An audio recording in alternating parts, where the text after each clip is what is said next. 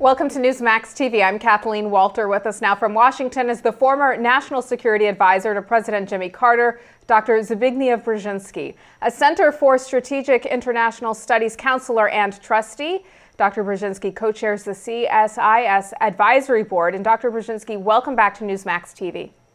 Nice to be with you.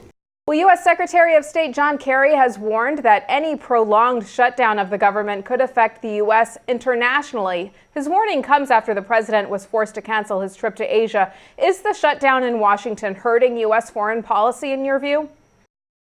It is beginning to hurt it. I don't think it's hurting it tangibly, but it's creating increasing uncertainty about the United States.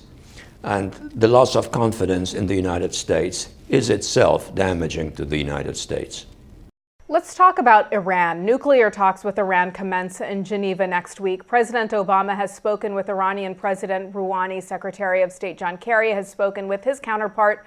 Are the Iranians sincere about negotiating on their nuclear program? I think they're serious, but of course their expectations may be different from ours, and that's the whole purpose of negotiations. However, I think it is important to recognize that these negotiations will not succeed if their main purpose is to humiliate Iran and to put it in some sort of an inferior position in terms of the international standards.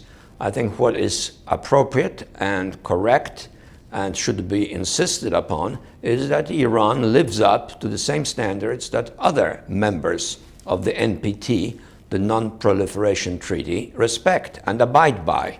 And I think on that basis we can reach some sort of an agreement. Now, there's a proposal on the table that involves Iran lowering its enrichment levels from 20 to 5%. In exchange, Iran wants international economic sanctions lifted or eased. How would you advise President Obama in dealing with Iran here? I think there has to be some quid pro quo. If we expect the Iranians to do such things, then obviously we have to be responsive to what is clearly motivating them, namely the desire to avoid a socio-economic calamity at home because of the sanctions. The sanctions have been effective, but their purpose is to achieve an objective, which I think is an accommodation. Their purpose is not simply to rub Iran's nose in the dust. So we have to be sensitive. The element of pride is very important in such negotiations. And what would the fallout of an agreement like this be for Israel? If the agreement is reached, it's all to the good for Israel. Because after all, it's in the interest of Israel that there be no conflict with Iran in the area, either directly between Israel and Iran, or because we are drawn into it. Any such conflict would be highly unpredictable in its consequences and would create prolonged instability in the Middle East. Do you see Israel striking Iran over its nuclear program in the future?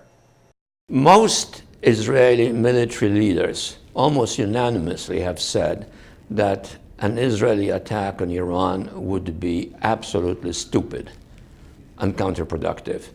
And I think they're right.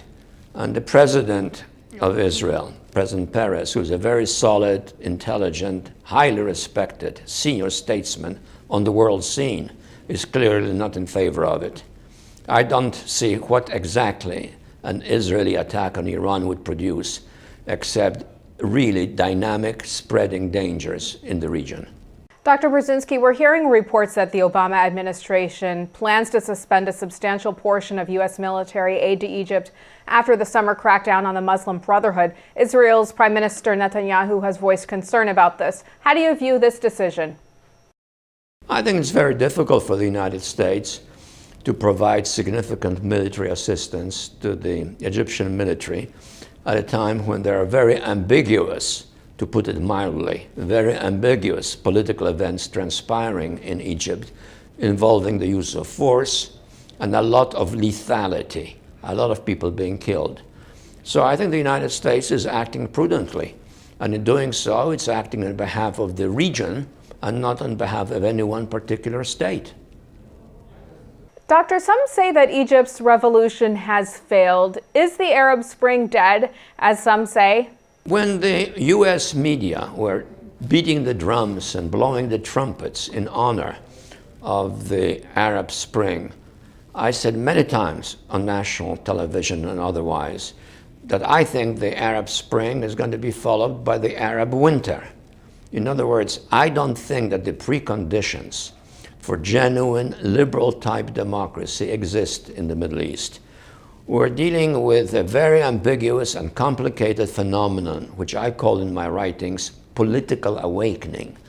It's the first phase of political awakening of large masses that are motivated by many conflicting emotions, some fanatical religious beliefs, some democratic aspirations, some social resentments, some ethnic hostilities, some historical grievances against colonial and other powers. All of that is a mishmash of emotions. And I don't think democracy, consolidated democracy, will be on the scene very quickly. It takes time for it to emerge, to take roots, and to be consolidated. Turning to Libya now, where the Libyan prime minister has been freed after armed kidnappers abducted him today in retaliation for a U.S. Special Forces raid that seized a Libyan al-Qaeda suspect. How unstable is Libya right now, and how strong does al-Qaeda remain? You know, I have no real way of judging that. There are all sorts of intelligence reports floating around, but I really want to try to answer you because my answer would not be based on any really responsible insights. Given months of disturbing reports of violence and terror in the Mideast and Africa, including the tragic hostage crisis at the Nairobi Mall, is there a rise in Islamic fundamentalism that threatens the West? And what is your assessment of the Obama administration's response to it? I think there is a rise of fundamentalism in Africa, spreading from the Middle East. And it's not a responsibility of Obama alone to deal with this problem. This problem has global dimensions. It has implications for the Europeans. Look at what is happening in Libya, which affects the French, the Italians. Look what has been happening in Mali, which affects particularly the French. Look at what has been happening in Somalia, which affects many other people in addition to those I have mentioned. This is a larger phenomenon, and I think we'll be living with it for a long time. We shouldn't over-dramatize it. We certainly shouldn't succumb to the temptation of labeling all of it as Islamic jihadism or whatever, because that simply offends the Muslims and inclines them to view us as hostile to their religion. I think patience, prudence, ability to operate on a selective basis, depending on circumstances in different countries, all of that requires a lot of tact and patience. Now, Syria has agreed to disarm its chemical weapons after President Obama threatened a military strike there that was averted with the help of Russian President Vladimir Putin. Are you concerned that the U.S. conceded too much influence over Mideast affairs to the Russians? Well, do you think we have direct influence over the Middle East by the use of force? We've done that in Iraq, and look at the mess that President Bush #2 created in Iraq. Years after the so-called military operation, which was based on fraudulent claims, Iraq today is totally unstable, continuously the object of violence, with Iran much more influence in it than ever before, and with intensive and open hostility between the Saudis and the Sunnis in Iraq. Is that a sign of American leadership and influence in the region? I think the fact of the matter is that our influence in the region has been declining. And that very unfortunate war, which President Bush launched under false pretenses, is having dynamically destructive effects on our influence. So the issue is not whether the Russians are trying to push us out. The issue is whether we can find a formula with the Russians, the Chinese, the Europeans, that contributes to some sort of stability in the region in which our preeminent role will not be quite as evident, quite as dominant as it has been for the last few decades. And Doctor, along those lines, in his speech before world leaders at the UN in September, the president said that the notion of American empire may be useful propaganda, but that it isn't born out of the administration's current policy or public opinion. Do you think that President Obama believes in American exceptionalism and in America's status as a superpower?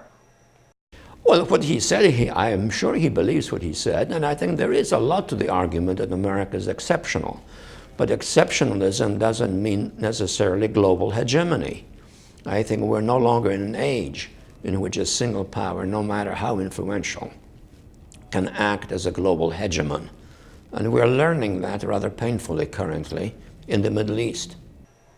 And Doctor, last question for you. In the wake of Edward Snowden's revelations about American surveillance programs, the Obama administration said that NSA spying is essential. What role do you think that this massive electronic spying program should play in our national security policy? That's a very complicated issue because obviously our right to privacy, our sense of individual identity can be challenged by governmental surveillance. But on the other hand, it is also a fact that terrorism is becoming more pervasive and a more serious threat. We have to find some sort of a balance between these two responsibilities and also obligations. I think that we have to be very sensitive to individual rights, and particularly to the right of privacy. But at the same time, we have to be aware of the fact that without looking into the various sort of international chatter that is taking place, and which includes occasionally people who are conspiring against us, without looking into that, we will be failing in enhancing our security and in making it more difficult for terrorists to strike at us. As far as Mr. Snowden is concerned, I would be more inclined to consider him as someone interested in civil rights if he had not moved first to China and then to Russia with his 4 computers, which contain a lot of information about our ability to conduct intelligence. His choice of these 2 countries, I think, disqualifies him insofar as the claim of being a whistleblower on behalf of democracy is concerned. All right, Dr. Zbigniew Brzezinski, thanks so much for being with us today. Nice to talk to you, as always. Thank you. And thank you for watching Newsmax TV.